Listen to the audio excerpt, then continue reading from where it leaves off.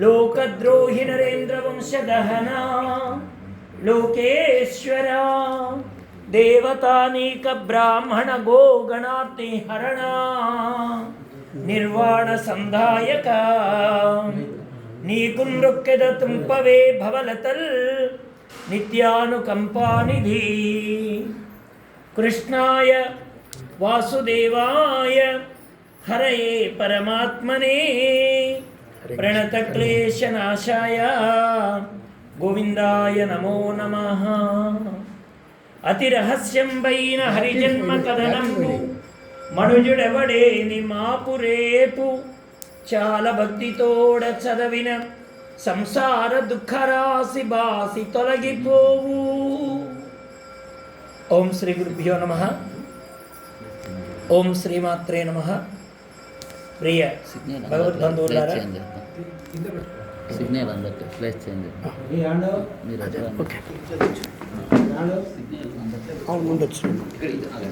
ఇది లాగా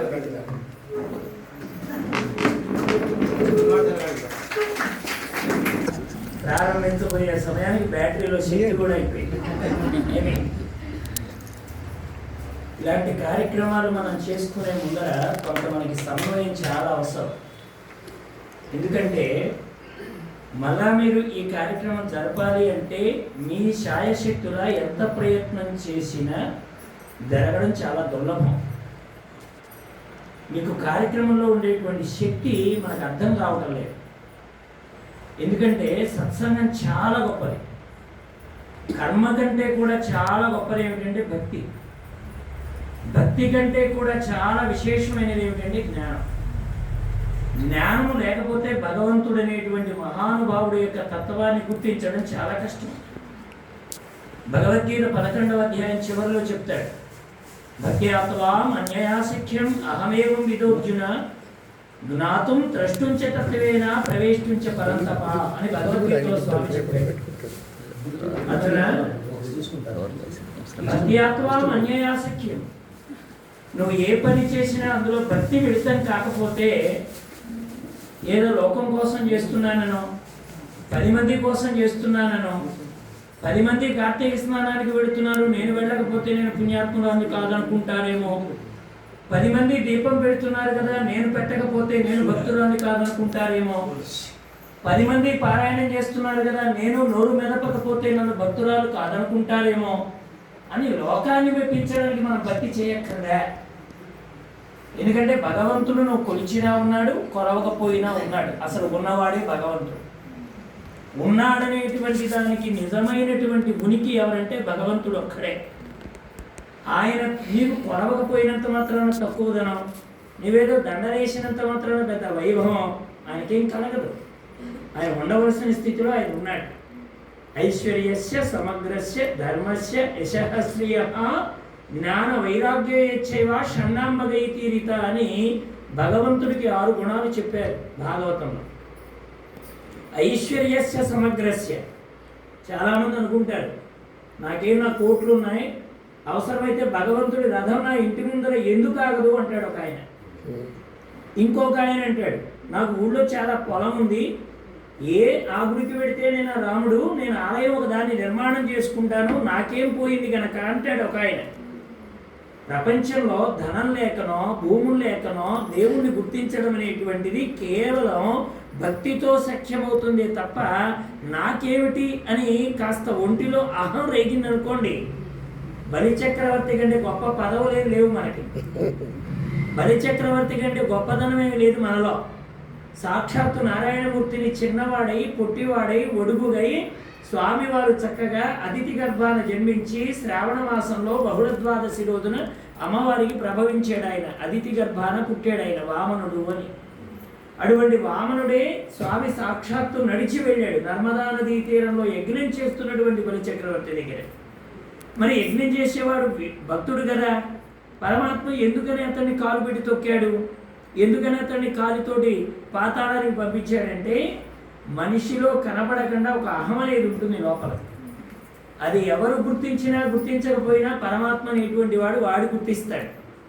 ప్రపంచంలో బయట వాడికి తెలియదు మనలో ఎంత అహం పెరిగింది, మనలో ఎంత అహం గూడు కట్టుకొని ఉంది ఇవన్నీ మనకు తెలియదు. పరమాత్మ కనుక తాను వెళ్ళి అక్కడ బలిచక్రవర్తిని పాతాళానికి పంపి ఆయన ఉద్ధరించాడు. అంటే అక్కడ ఒక లక్షణం ఉంది బలిచక్రవర్తిలో, ఇచ్చిన మాట మీద నిలబడడం. ఒక సత్యాన్ని పట్టుకున్నాడు పరమాత్మ, లోన చేరినటువంటి అహాన్ని అణగదొక్కేశాడు. అలాంటి భాగవతోత్తముల యొక్క చరిత్ర మనకు భాగవతంలో 12 స్కందాలలో దాదాపుగా 18,000 శ్లోకాలతో వ్యాస భగవానుడు చిట్ట చివరి గ్రంథంగా మనకు అందించినటువంటి మహత్తరమైనటువంటి పురాణం భాగవత పురాణం. అటువంటి భాగవత పురాణాన్ని మనం చక్కగా విచారణ చేయడానికి ఇక్కడ మనం సమావేశమయ్యాం. కాబట్టి ఆయన కంటే ఐశ్వర్యవంతుడు ఎవరూ లేరు. ఐశ్వర్యస్య సమగ్రస్య ధర్మస్య, పోనీ ఆయన కంటే గొప్ప ధర్మం ఏమైనా మనకు తెలుసునా అంటే లోకంలో ఉండే ధర్మాలన్నీ నాలో నుంచే వచ్చాయన్నాడు ఆయన. సర్వధర్మాన్ పరిత్యజ్య మాం ఏకం శరణం వ్రజ అహం త్వా సర్వ పాపేభ్యో మోక్షయిష్యామి మా శుచః. అర్జునుడితో చెప్పిన మాట మా శుచః, నువ్వు ఏడవద్దురా అన్నాడు పరమాత్మ. ఎందుకని? సర్వధర్మాలు నాలోనే లయమైపోతాయి అన్నాడు పరమాత్మ.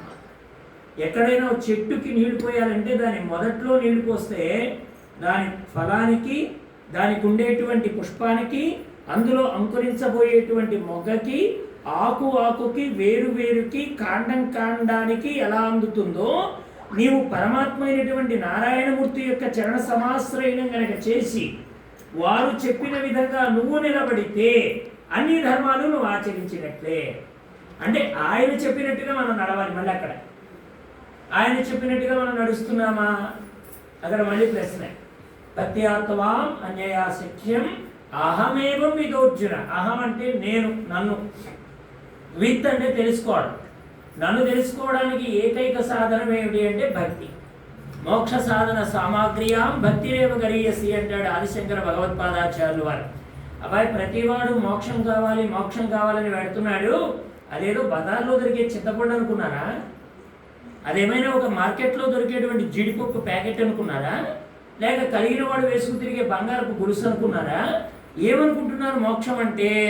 ఆదిశంకరాచార్యులు వారు చెప్పారు, మోక్ష సాధన సామాగ్ర్యాం అంటే మనం ఏదైనా ఒక వస్తువుని పొందాలంటే దానికి సామాగ్రిని చేర్చుకుంటాం. అన్నం వండాలంటే బియ్యం కావాలి, నీళ్లు కావాలి, అలాగే పొయ్యి కావాలి, ఒక వెలిగించేటువంటి ఒక లైటర్ కావాలి. ఇన్ని ఉన్నా కానీ వండే తెలివి కావాలి. అన్నీ పెట్టేసి చేతగాని నాలాంటి వాడిని లోపలికి పంపించారనుకోండి, అన్నము కాస్త సంగటి లోపలైపోవడమో, విత్తులుగా అది ఉండిపోవడమో, లోన మాడు చెక్కుల్లాగా నల్లగా తేలిపోవడమో ఏదో ఒకటి జరుగుతుంది. అక్కడ సామాగ్రి రాగానే పనిపోలేదండి, వండడం అనే ఒక తెలివి ఉండాలి.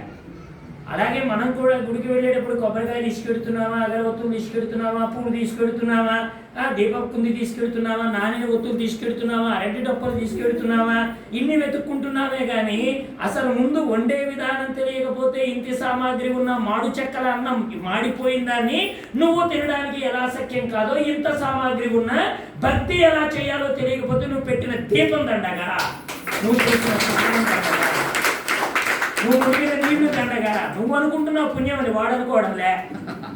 నువ్వు అనుకుంటున్నావు కార్తీక మాసం నేను దీపం పెట్టాను, మొదటి దీపం నాదే, నా అంతటి పుణ్యాత్మురాలు వెలుగోడులోనే లేదు, పోనీ నా అంతటి పుణ్యాత్ముడు వెలుగోడులోనే లేడు అని నేను అనుకుంటున్నాను. వాడు అనుకోవడంలే. వాడు ఎప్పుడు అనుకుంటాడు? ఆయన కావాల్సింది సామాగ్రి కాదండి, సామాగ్రిని ఉపయోగించేటువంటి వాడి హృదయం కావాలి. దీపం కాదు ఆయనకు కావాల్సింది, దీపం పెట్టేవాడి మనస్సు కావాలి. ఆయన కావాల్సింది కొబ్బరికాయలు కాదు, కొబ్బరికాయలు కొట్టేవాడి మనస్సు ఎలా ఉందో చూస్తాయి.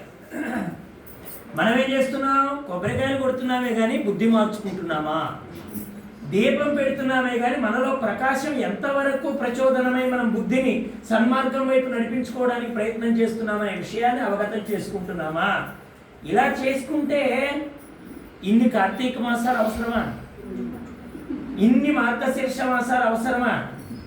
అన్నమాచార్యులు వారు 32,000 సంకీర్తనలు పరమేశ్వరుడి యొక్క కైంకర్యంగా వెంకటేశ్వరుడు ఇచ్చినటువంటి బుద్ధితో 32,000 సంకీర్తనలు అద్భుతంగా పాడి ఆయన అన్నమాట ఏమిటి?